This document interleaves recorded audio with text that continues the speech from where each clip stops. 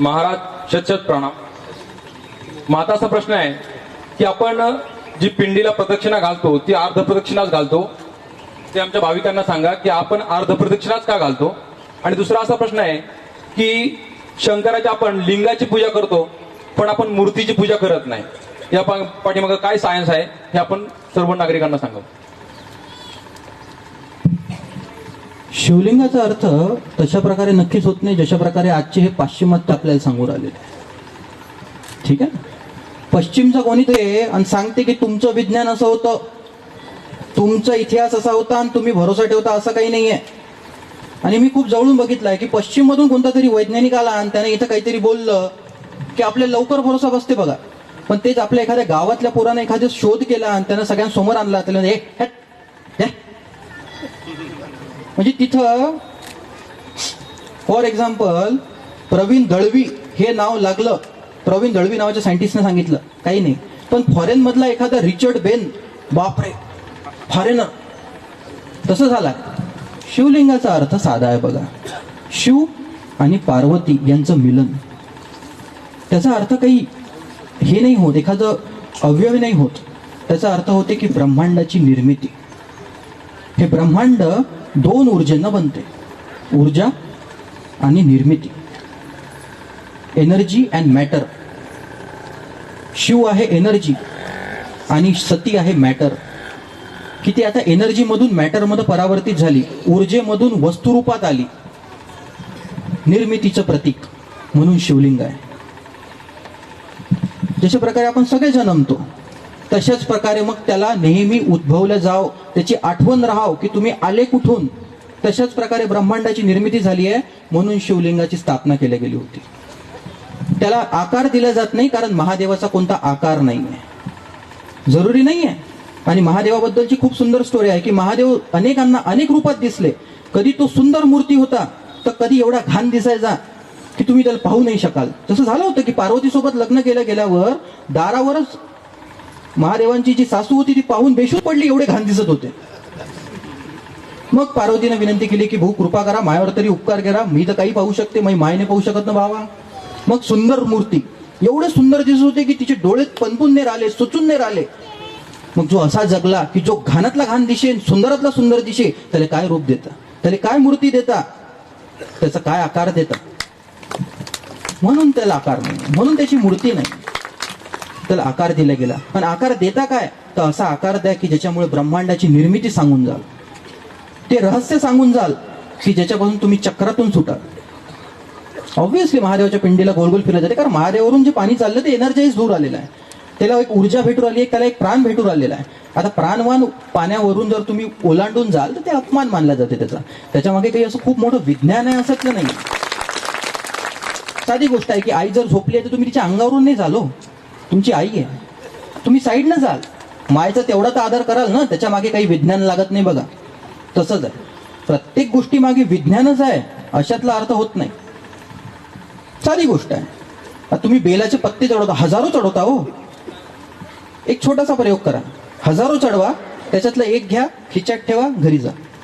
तुम्हाला लक्षात येणार की तुम्ही दिवसभर शांत मौन, तुम्हाला बरं वाटू राहिलं त्या दिवसासाठी. विनाकारण त्या चिकचिकीपासून तुम्ही आपोआप दूर व्हायला लागले.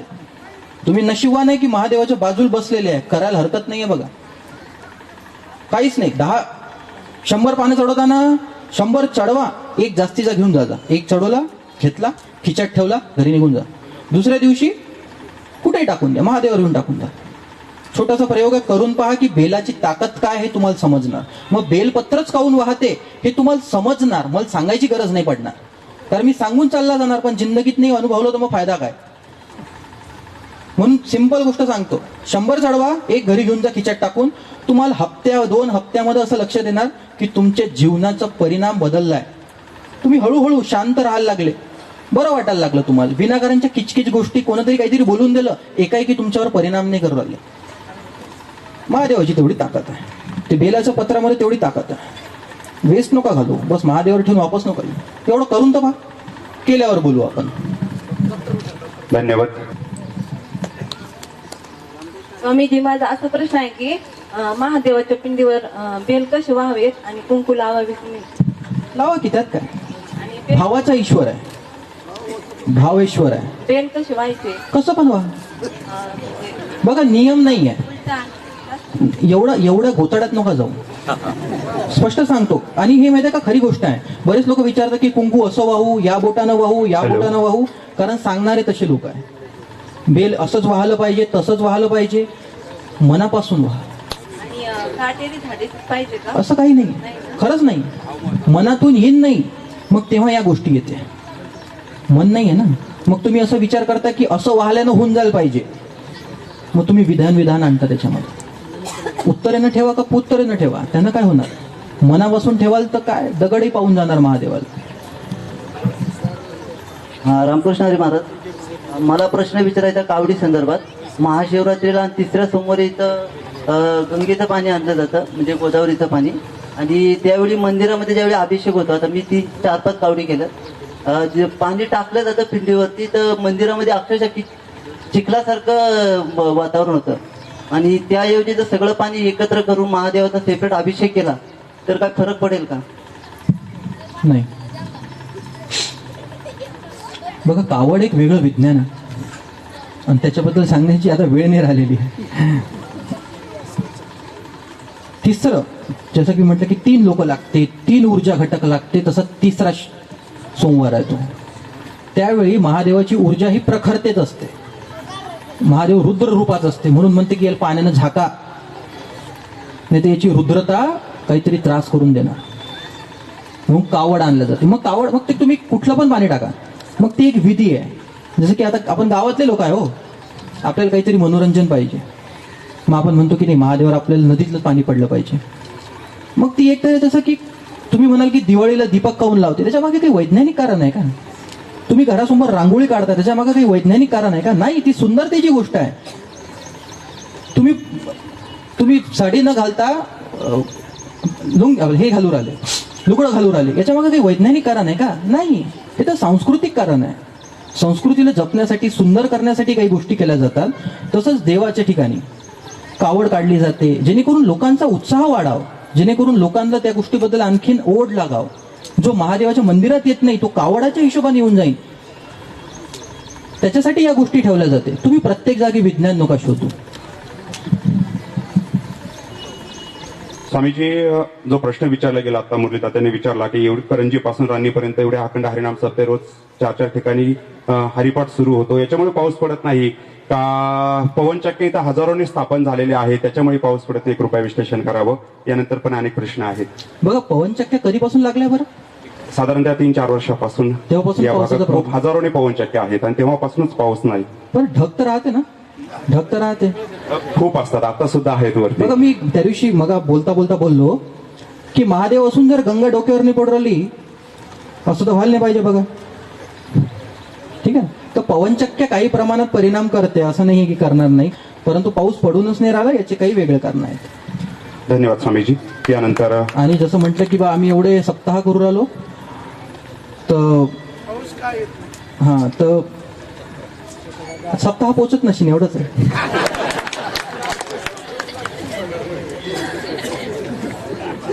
यानंतर महेशजी कारखिले, त्रिभुवनवाडी, स्वामीजींना प्रश्न विचार. नमस्कार स्वामीजी. माझा हा प्रश्न होता, सायमेटिक्सनुसार एक पॉझिटिव्ह एनर्जी तयार होते आणि एक व्हायब्रेशन क्रिएट होतं.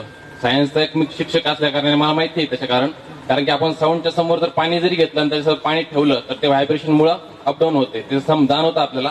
पण त्याचा तुम्ही ज्या पद्धतीने सांगितलं की त्यानंतर ते मंत्र उच्चारण केल्यानंतर पाऊस पडेल, तर त्याचं कारण काय असेल, सायंटिफिक कारण काय असू शकतं, असं मला प्रश्न येतो. पाऊस पडेल असं कुठं बोललो? पाऊस पडण्यासाठी मंत्र उच्चारण केल्यानंतर तुम्ही नाही, सांगितलं सुरुवातीला. असं कुठेही काही बोललेलो नाहीये मी की मंत्र तुम्ही जर जपाल तर पाऊस पडणार, असं मी कुठे बोललो का? मी म्हंटल की तुमच्या जिंदगीला फरक पडणार बाबा. मी म्हंटल होतं की जर तुमचा घुटणा दुखते तर ते पाणी, साधं सोपं सांगतो. आपण गावाकडचे लोक आहे आपण सगळे. एक लहान मुलगा, 1 वर्षाचा मुलगा, जेव्हा त्याला भीती वाटते तर गावामध्ये एखादी व्यक्ती असते की जी पाण्याला अभिमंत्रित करून देते.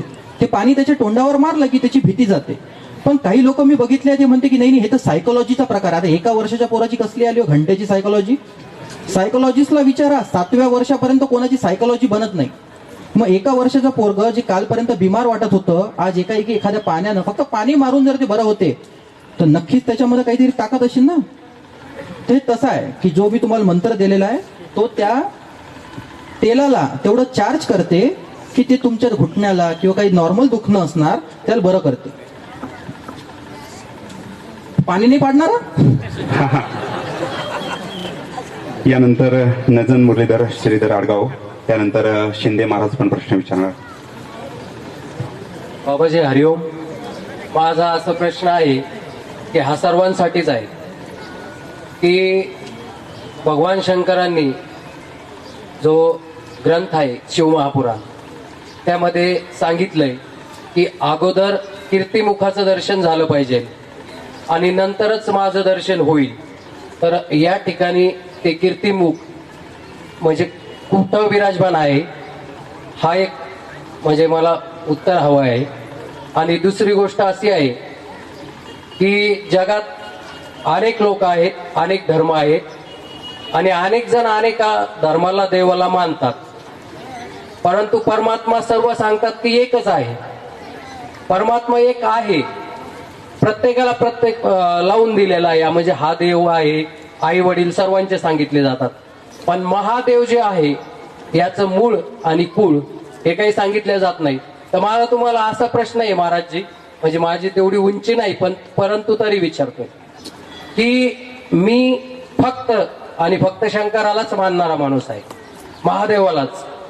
आणि ही जी संपूर्ण उत्पत्ती आहे या पृथ्वीचा विनाश असो सर्व काय असो, हे संपूर्ण चराचर जगत हे पशुपती या नावामध्ये मी म्हणजे ऐकलंय. पशु आणि पती, पती म्हणजे महादेव आणि पशु म्हणजे आपण सर्व. तर मला तुम्हाला एवढंच म्हणायचंय की मी जे मानतोय की या जगताचा सर्व चालक मालक एक आणि तो म्हणजे फक्त आणि फक्त महादेवच आहे. आणि म्हणून सर्व शक्ती तिथून उत्पन्न झालेल्या आहेत आणि त्याच्यानंतर देव. म्हणून जे प्रत्येक देवाला वेगवेगळं मानतात तर हे असं मला म्हणजे असं समजायचंय की याच्यापेक्षाही मोठा कोणी परमात्मा आहे का? किंवा गीतेमध्ये भगवंतांनी जे सांगितलंय की परमतत्व परमात्मा मीच आहे आणि तो, आणि त्या गीतेमध्ये जे भगवान श्रीकृष्णाला चक्र प्रदान केलंय ते श्रीकृष्णाने केलंय. म्हणजे श्रीकृष्णाला जे चक्र प्रदान केलंय ते महादेवने केलंय. आणि भगवान विष्णूंनी शिवपूजा केली, शिवरात्र धरली, त्यापासून शिवरात्री महादेवची आपण प्रचलित करतोय साऱ्यात मोठी. म्हणून माझा एकच प्रश्न म्हणजे मला उत्तर हवंय की परमात्मा माझं म्हणणं आहे फक्त वनली वन महादेव आहे आणि हे सर्व जगत चराचर त्याच्यापासून आहे. आणि याच्यापासून कोणता मोठा जर देव असेल तर तो तुम्ही मला सांगावा, माझी एवढीच विनंती आहे. हरिओम. पहिली गोष्ट की शिव महापुराण महादेवांना नाही लिहिलेलं आहे. महादेव एवढे खाली नव्हते लिहित बसायला. चर्चा आहे बघा, पार्वती आणि महादेवांमधली काही चर्चा आहे आणि ते शिवपुराण म्हणजे पूर्णचे पूर्ण शिवपुराण तुम्ही वाचाल तर कथा आहे महादेवाची, त्यामध्ये महादेव कुठे काही बोलत नाही. राहिली गोष्ट महादेव सगळ्यात मोठे आहे की नाही हा मुद्द्याचा विषय आहेच नाही. प्रश्न आहे की का आपण महादेवाला जीवनात उतरवू शकतो की नाही, प्रश्न हाच आहे. नाही तुम्ही या गोष्टीसाठी भांडत राहाल, जसं हिंदू मुस्लिम भांडू राहिले. ते म्हणते एक परमात्मा, आम्ही नाही आमचे तर गणपती पण ही आहे ती आहे मूर्तीपूजा आम्ही. मग आता तुम्ही हेही म्हणाल की नाही विष्णू मोठा की महादेव मोठा, ठरवाल कसं? विष्णूवाल्यांना विष्णू मोठा, महादेववाल्याला महादेव मोठा. परंतु गोष्ट एवढीच आहे की तुम्ही जगा असं की तुमचं जगणं लोकांसाठी मार्गदर्शन होऊन जाईल. जर तुम्ही महादेवाला पूजता तर जिंदगी एवढी सुंदर जगा, अशा प्रकारे जगा, एवढ्या ताकदीत जगा, असं महादेव पूर्ण होऊन जगा की लोकांना येऊन विचारलं पाहिजे की असं काहीतरी करतो रे तू, एवढं सुंदरतम जगूराला, असं काहीतरी करतो मलाही सांग. मग तेव्हा तुम्ही सांगा की महादेवाचा भक्त आहे साल्या, ऐऱ्या गैऱ्याचा नाही, असं काहीतरी करा. या वादविवादात नका पडू की कोण मोठा कोण छोटा. या वादविवादात पडून हजारो लोकांचे जीव गेले बघा, हाती काही नाही लागलं. ज्यालाही मानता कोणालाही माना, पूर्ण करा, मनापासून करा, शेवटपर्यंत करा, संपूर्णतेत होता स्वतः समोर उभा राहीन तो साक्षात. एवढी माहिती आहे. धन्यवाद स्वामीजी. स्वामीजी, आमच्या गावची एक अशी परंपरा आहे प्राचीन की या गावामध्ये इथं 2 मजली बिल्डिंग 3 मजली बिल्डिंग असल्यामुळे गावामध्ये कुठेही 2 मजल्याचं 3 मजल्याचं घर बांधत नाही. ही योग्य आहे का शास्त्रानुसार, का अयोग्य आहे? नाही, इथं माडी असल्यामुळे गावामध्ये कुठेही माडी होत नाही, ही जी परंपरा आहे याच्यामध्ये काय तथ्य असावं? बघ, प्रत्येक गावाचे आपले काही काही नियम असते आणि त्याला हात न लावलेला बरा असते. स्पष्ट सांगतो, कारण हजारो वर्षापासून आलेली जपली डोक्यातली गोष्ट आहे. ते माझ्यासारखा एखादा माणूस बाहेरून 4 गोष्टी करून नाही काढू शकले. ते गावातली व्यक्तिगतता आहे. हे खरोखर प्रश्न उत्तराचा कार्यक्रम अतिशय सुंदर असतो. वेगवेगळे प्रश्न आहेत, त्याच्यावरती वेगवेगळं मार्गदर्शन, आणि आपल्याकडे तसा वेळ पण कमी आहे. 1-2-3 प्रश्न होतील. महिलांमधून माईक चालू करून स्वतःचं नाव गाव सांगून मग प्रश्न विचार. माझं नाव रेणुका बाळासाहेब जाधव, मी इथलीच आहे. मी असा प्रश्न विचारू शकते की उपवास केले, मी असं वाचलं आहे की उपवास केल्याने ईश्वर प्राप्ती मुळीच होत नाही. हे खरं आहे की खोटं आहे? उपवास या शब्दाचा अर्थ समजून घे. उपवासचा अर्थ आहे च्या समक बसणे, च्या जवळ असणे. जर मंदिरात तू बसून आहे आणि मंदिरात बसल्यावर जर तुला भूक लागत नाही, ते ईश्वराला पाहून जाईल. तुला भूक आहे आणि तू खाऊन नाही राहिलं, अशाला देव नाही भेटणार हो. म्हणजे मायला आज उपवास करायला लागते रे, आज फक्त उसळ खाता येईल. बाजूचा माणूस जीव राहिला, काय यार काय, अशाने थोडी न होणार. उपवास तो जो साधल्या जाणार, जो आपोआप घडीत होणार. आपोआप की तुम्ही तुमच्या गुरुजवळ बसले आणि तुम्हाला माहित नाही पडली वेळ, 2-4 घंटे 8 घंटे निघून गेले, तुम्हाला भूक नाही लागलं, तो उपवास. तुम्ही तुमच्या मंदिरात बसले, तुमच्या महादेवासमोर बसले, त्याचं नामकरण करू आले, त्याच्या मूर्तीला पाहू आले आणि तुम्हाला भूकच नाही लागली, तुम्ही सगळं विसरून गेले, तहान भूक विसरले, तो उपवास. बाकी सगळं पाखंड आहे बघा, स्पष्ट शब्दात पाखंड आहे. बेढंगी गोष्टी सोडा, महादेवाच्या मंदिरात जाऊन बसा. 4 घंटे जरी तुम्ही उपाशी राहू शकले, 4 घंटे जरी तुम्हाला जगाचा विसर पडला, तो खरा उपवास. भूक राहून उपवास नाही. धन्यवाद स्वामीजी. यानंतर कैलास डोंगरे हे स्वामीजींना एक प्रश्न विचारणार आहेत. नंतर डॉक्टर मस्के सावरगाव आणि नंतर दत्तात्रय कारखेले. प्रथम स्वामीजी आदर प्रणाम. या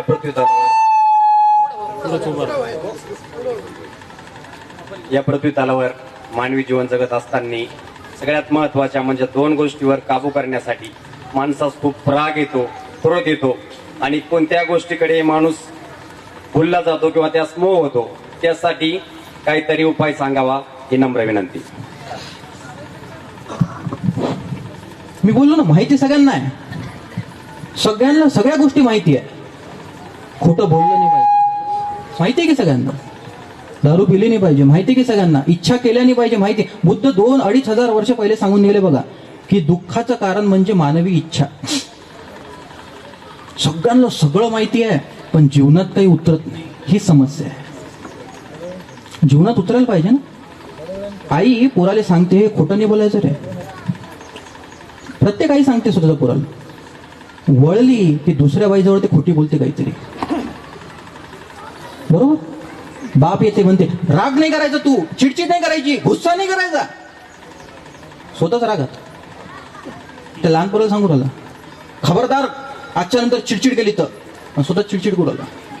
बघा, लहान पोरग म्हणून सुंदर असते, ते तुमचं बोलणं नाही ऐकत, तुमचं जीवन पाहते आणि शिकते. शिकवल्यापेक्षा जिंदगीत आजमावा याच्यापेक्षा सुख नाही. माझा व्यक्तिगत अनुभव सांगते की हे जे तुम्ही म्हणून राहिले की बा सगळं माहीत असताना सुद्धा आपण काहून त्याच्यात अटकतो, याचं कारण आहे कारण भीतरच्या जगाबद्दल शिकवणारे लोक संपले. आतमधून येते ना गोष्टी, राग, लोभ, प्रेम हे आतमधून येते. पण आतमधल्या जिंदगीला, आतमधल्या जीवनाला कशा प्रकारे चालवलं पाहिजे, कशा प्रकारे मार्गदर्शित केलं पाहिजे, हे सांगणारे लोक कुठे आहे? का तुम्ही तशा लोकांजवळ जाता? म्हणजे बाहेरच्या जीवनात काय करायचं आहे, इंग्लिश शिकायची असणार तर या मास्तर जवळ जा, विज्ञान शिकायचं असेल तर त्या मास्तर जवळ जा, संस्कृत शिकायचं असेल तर इकडे जा. बाहेरून सगळं काही अवेलेबल आहे. परंतु राग नशीन करायचा, प्रेमपूर्वक जगायचं असेल तर काय करायचं, हे शिकवणारे लोक कुठे आहे? आणि जर आहे तर का तुम्ही त्याच्याजवळ जाता? हा तुमचा मुद्दा आहे. असे लोक सगळीकडे अवेलेबल आहे, सगळीकडे सगळ्या तऱ्हेचे लोक आहे. अशी लोक आहे की जे तुम्हाला आतमध्ये मौन प्रस्थापित करून देईन तुमच्या जीवनात, की तुम्ही प्रेमपूर्वक जगू शकता, तुम्ही इच्छा आकांक्षा सोडून जगू शकता, आता हे तुमच्यावर आहे की तुम्ही त्या लोकांजवळ जाता का आणि तेवढी मेहनत घेता का. अवेलेबल सगळं आहे, परंतु एवढंच आहे की तहान आहे की नाही. ते म्हणते ना की घोड्याला नेऊ शकता, पण प्यायचं की नाही हे त्याच्या हातात आहे. तुमची इच्छा केवढी आहे, तुमची आतमधली ताकद केवढी आहे की हे जग सोडायचं, हिच्यात त्रासच आहे. काही भेटेल नाही आजपर्यंत, लय अनुभवलं पण तरी काही भेटलं नाही. ही इच्छा आतमधून केवढी तगडी येते. आणि तुम्ही कशा प्रकारे एखाद्या गुरुच्या चरणी, एखाद्या तशा माणसाच्या चरणी समर्पण करता की पाहून घे, चल थोड्या वेळ तुला बी आजमावून घेऊ. हे तुमच्यावर आहे. तिसगावचे सन्माननीय मस्के डॉक्टर स्वामीजींना प्रश्न विचारत आहेत. स्वामीजी, आपल्या मुखातून आपण एक सिद्ध मंत्र सर्वांच्या करता दिलेला आहे. आणि माझा असा दुसरा एक असा प्रश्न आहे की आपण मंत्राविषयी माहिती दिली आहे, परंतु यंत्र हे सुद्धा एक शास्त्र आहे आणि यंत्रामध्ये विशेषतः जे श्रीयंत्र आहे याच्याविषयी आम्हाला माहिती सांगून आपली कृपा आमच्यावर असू द्यावी अशी निवेदन आहे. बघा, श्रीयंत्र जादूही आहे. शिव पार्वतीचं मिलन म्हणजे श्रीयंत्र आहे. यंत्र प्रत्येकाच्या घरात असते बघा, बरोबर, प्रत्येकाच्या घरात यंत्र आहे. परंतु यंत्र काम कसं करायचं हे कोणाला माहित नाही. हे साधा सोपा शब्द तुम्हाला मी सांगतो. तुम्ही कचऱ्याचा डबा बघता, बरोबर. विज्ञान मानते, जे डॉक्टर लोक आहेत, डॉक्टरांनी प्रश्न विचारला, डॉक्टर तर माहितच असणार की मनुष्य शरीरातली मॅक्झिमम एनर्जी ही त्याचे डोळे वापरते. त्याचे डोळे वापरते मॅक्झिमम ऑफ एनर्जी, कारण त्याच्या डोळ्यांवरूनच सगळ्या गोष्टी तय होते. फॉर एक्झाम्पल, तुम्ही कचऱ्याचा डबा पाहता. तो कचऱ्याचा डबा पाहिला की तुमच्या आतमध्ये काहीतरी बदलते. तुम्हाला घाण वाटते, तुम्हाला कसं तर किळसवानं वाटते. पण तेच तुम्ही तुमच्या महादेवाची मूर्ती पहा, तुम्हाला प्रसन्न वाटणार. तुमच्या बघितल्या त्या गोष्टी तुमच्यामध्ये रिफ्लेक्ट होऊन आलेल्या. म्हणजे तुमचं बघणं, तुमचं सदृश्य जे काही तुम्ही पाहू राहिले आहे, तुमच्या पूर्ण जीवनाला कुठेतरी परिणाम करून जाते. तशाच प्रकारे अध्यात्मामध्ये जर तुम्हाला आध्यात्मिक प्रगती करायची असणार तर 3 गोष्टी सगळ्यात महत्वाच्या सांगितल्या गेलेल्या आहे: यंत्र, मंत्र आणि तंत्र. आता यंत्र काय आहे? यंत्र म्हणजे एखादी अशी रचना आहे की ज्या रचनेकडे पाहून तुम्हाला बरं वाटणार. आणि फक्त बरं नाही वाटणार तर तुमच्या आतमध्ये काहीतरी वाढणार, बरोबर. आता ते यंत्र ऍक्टिव्हेट झालं पाहिजे म्हणून मंत्र आहे. की तो मंत्र म्हणत म्हणत जेव्हा तुम्ही त्या यंत्राला पाहाल तेव्हा होणार काय की त्याची जी ऊर्जा शक्ती आहे ती तुमच्या आतमधल्या ऊर्जा शक्तीला कुठेतरी वाढवून देणार, समोर नेणार. आणि त्यानंतर ते तंत्र. तंत्रचा अर्थ आहे शरीर, शरीराचं विज्ञान. तुमच्या स्वतःच्या शरीराला तुम्ही या 2 गोष्टीसाठी कशा प्रकारे प्रिपेअर करता. म्हणून मी तुम्हाला बोललो होतो बघा की अशा प्रकारची जेव्हा ऊर्जा शक्ती केंद्रित केल्या जाते तेव्हा 3 गोष्टी लागतात, 3 लोक लागतात. तर ते 3 लोक हे 3 गोष्टी घेऊन बसतात. एक यंत्राची ऊर्जा घेऊन बसते, एक तंत्राची ऊर्जा घेऊन बसते आणि एक मंत्राची ऊर्जा घेऊन बसते. तेव्हा ती गोष्ट सिद्ध होते. आणि श्रीयंत्राबद्दल जर सायंटिफिकली सांगायचं झालं की जसं की म्हटलं की डॉक्टर हंस जेनी जो होता 1960 मध्ये वैज्ञानिक, त्यांनी हे प्रूव्ह केलेलं आहे.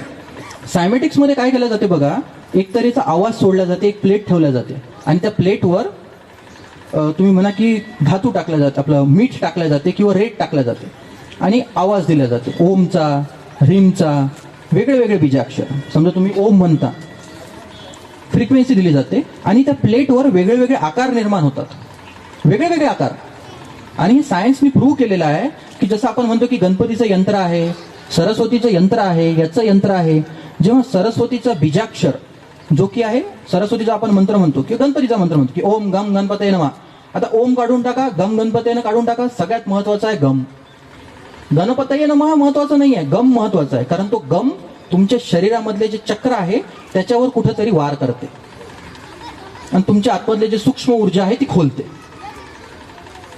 तशाच प्रकारे सायमेटिक्समध्ये हे जे बीजाक्षर आहे याचा वापर करून का तशा प्रकारचे यंत्र बनते, तशा प्रकारची ऊर्जा शक्ती बनते, याच्यावर काम केलं गेलं.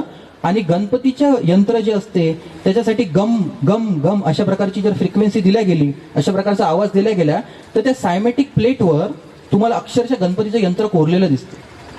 कुठेही गंमत नाही करत आहे मी, कुठेच नाही. होऊ शकते बऱ्याच लोकांना गंमत वाटत असणार, तर नवीन पिढीला मी म्हणणार की जे मी सांगू राहिलो आहे ते गुगल करा, माहीत करा. आणि अशा प्रकारे जेव्हा ओम हा आपल्या धर्मातला सगळ्यात वरचा बिंदू आहे. जर तुम्ही आध्यात्मिक चक्रांमध्ये सुद्धा बघाल तर तृतीय नेत्र जिथे तुमचं खुलते त्याचा अक्षर ओम सांगितला आहे. महादेव स्वतः ओमकार ध्वनीमध्ये ओम ओम सगळ्यात महत्वाचा ध्वनी मानला जाते. तर जेव्हा तुम्ही ओम ही फ्रिक्वेन्सी देता तेव्हा श्रीयंत्र बनते. ज्याला ब्रह्मांड निर्मितीचं कारण मानलं जातं, ज्याच्यामध्ये सर्व देवांची स्थापना असते. जर तुम्ही श्रीयंत्र साधना कराल तर तुम्हाला लक्षात येणार की 6 महिन्याच्या काळात तुमची जिंदगी बदलून गेली. मग ते तुम्हाला आध्यात्मिक गोष्ट पण देणार आणि बाहेरची गोष्ट पण देणार. तर अशी श्रीयंत्राची विधी आहे. याचं जिवंत उदाहरण पाहायचं असणार तर काशीचं जे पूर्ण जागा आहे ते काशीचे पूर्ण शहर श्रीयंत्राच्या हिशोबाने बसवलेलं आहे. पूर्ण हजारो वर्षांचा इतिहास आहे, माहीत करून घ्या. वैज्ञानिकही आहे, आध्यात्मिक दृष्टिकोनातून श्रीयंत्राचा वापर होतो. पण मी तर म्हणणार श्रीयंत्राचा वापर प्रत्येकाने करा, कारण की त्याच्यामुळे तुम्हाला सगळं काही भेटते. आतमध्येही भेटते तुम्हाला परमात्मा आणि बाहेरच्या जीवनातही भेटते सगळं काही. फक्त त्याची एक विधी आहे. असं नाही की मार्केटमधून आणलं घरात लावलं म्हणजे झालं, असं नाही. त्याची एक विधी आहे. आता श्रीयंत्राचं नाटक असं आहे की ज्यांनी कोणी प्रश्न विचारला, जर सिद्ध नसणार तर श्रीयंत्र काम करत नाही. जसं की म्हटलं की मार्केटमधून आणाल तर ते काम नाही करत, त्याला स्थापना लागते. त्याच्यामध्ये ती ऊर्जा प्राणवान लागते आणि साध्या मंत्रांना ते होत नाही. त्याची खूप विधी आहे.